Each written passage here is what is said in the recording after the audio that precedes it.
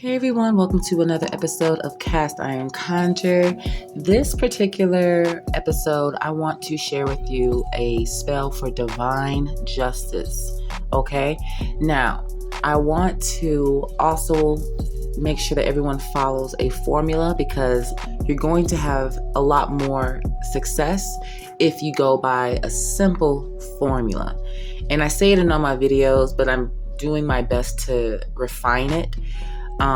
But I'm just going to go with the acronym S.o.s. First S stands for spirit. You need to have a spirit that oversees your work. Okay? It's not that you can't do anything, but the type of work without a spirit overseeing it is going to be very dense, very laggy, and it's not going to have hardly anything behind it other than physical body faith. Okay? So, moving on. The O is for offering. You need to have an offering for that spirit. And it's better to have an offering than to have a sacrifice later on. Okay, so offer before, that way a sacrifice isn't necessary. And plus you'd want to offer it. You want it to be from yourself. So moving on. The third S is sigil or symbol. Okay, now having a symbol or a sigil related to the type of work or the spirit that you're working with will enhance your work as well. And there are symbols everywhere. Okay, people use a red and black candle for road opening. People use keys for door opening. You know what I mean? People use coins for, to symbolize money or transaction or income, whatever the fuck. So you have a symbol for everything when it comes to magic, contract, and livelihood. That being said, having a sigil for your craft and for the work that you're doing is, in my opinion, very necessary. Moving forward, the spirit that I'm working with here is going to be Black Hawk. Black Hawk works directly in the ancestral realm, a very known ancestor, especially if you work in hoodoo or if you're into shamanism, Native American magic. So essentially, I'm working with an ancestor. Ancestor simply means those who are on the physical plane and have transitioned. And it's that remainder that's left, that concentrated matter, so to speak. And that's just one realm of spirits. So we're dealing with someone on the ancestor realms. If you don't know about Black Hawk, okay, then I recommend you look him up. I really do. I know he got a vendetta. Like just the understanding more and more about the story, you realize, you definitely know he is out for vengeance. Okay? Now, moving on. So I have my spirit, my sigil, and my offering. My offering will be a private offering for him, so I'm going to take that out of the video. That will not be recorded, but I will be burning an offering for the spirit that is overseeing my work. This spell, I have condensed it down from something that I do for clients who actually get work from me, and I've condensed it down to something a little bit more concentrated and a little bit more universal.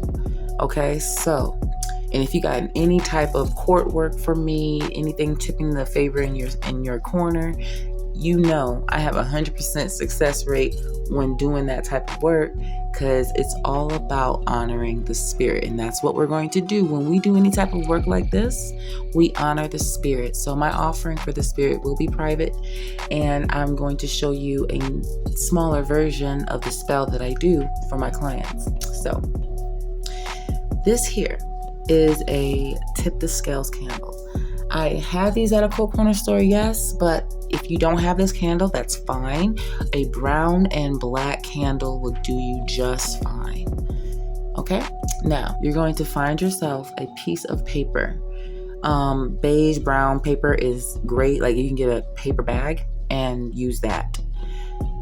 You're going to draw your sigil. Obviously, I have mine here. This is for the spirit that I have overseeing my work. And you can have any type of sigil that works for your spirit, okay? Because you want to honor the spirit that's going to be overseeing this work.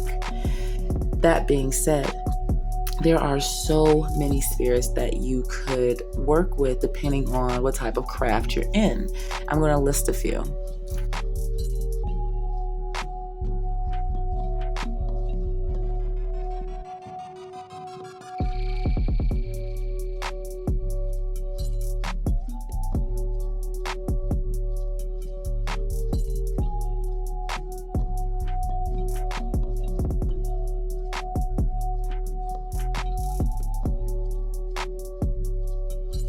You will write down what exactly your foe has done to deserve their ill will. And on your side, you will write what you are looking for justice to be, to look like. All right? So if you have a brown candle, you put it here. You put the black candle over here.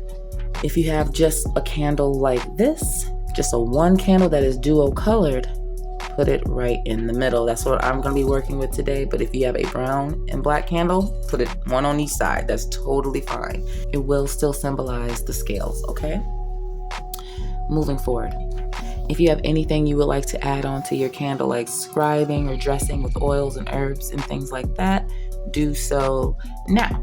Once we have that, we're going to honor our spirits. You can do that through singing, through prayer. You can do it through chanting. You can do it through meditation. Just give it a few minutes to just take the time and honor and talk to the spirit that oversees your work. Be on one accord with your spirit is what I'm saying. Okay. And if you are still new to working with any spirit, your ancestors have never left you. Hit them up. Hit them up. All right. So once we have honored our work, we're going to light the flame. Once you have lit the flame, we will be sealing the deal. So we're going to be pouring wax on each corner of the paper. Now your candles will tell you which side will get justice, and this is one of the perks of candle magic. Your candles are a tool, a medium tool, a great tool for communication. All right. So if your candle on the enemy side is completely done with before your side's candle is, and you have two candles, then you have success. Depending on which side you're on, the first candle to go down is the first candle to go down. Now, if your side goes down, that means you were not in the right. Okay, or not necessarily you weren't in the right, but you're not going to get justice because it's just going to have to be that way. That's if your candle on your side goes down first. Long story short, the last candle standing, if you have two candles, is the one who will be the victor. Now, if you have one candle, like I do, and it's right in the middle, pay attention. If it burns and it's halfway, then you're not the victor. If it burns all the way down, pay attention to the wax, because I can guarantee you it's going to lean more to your end. Once it does, you'll know you're the victor. You're going to be the victor in this work. Wax always knows where it's going. It's a tool. It's being leaned that way. Again, this is why you offer towards the spirits, because they are the ones that's going to be overseeing your work. They know what the fuck they're doing. So they're going to communicate Victor and the one who isn't easily through the candle magic. So this is a condensed version of what I do, and you're more than welcome to use this yourself. Hope you enjoy this video. If you have any questions, be sure to message me on occultcornerstore.com or visit my Instagram, Occult Corner Store. Easy, simple, and I'll make sure I definitely get back to you. Talk to you guys later.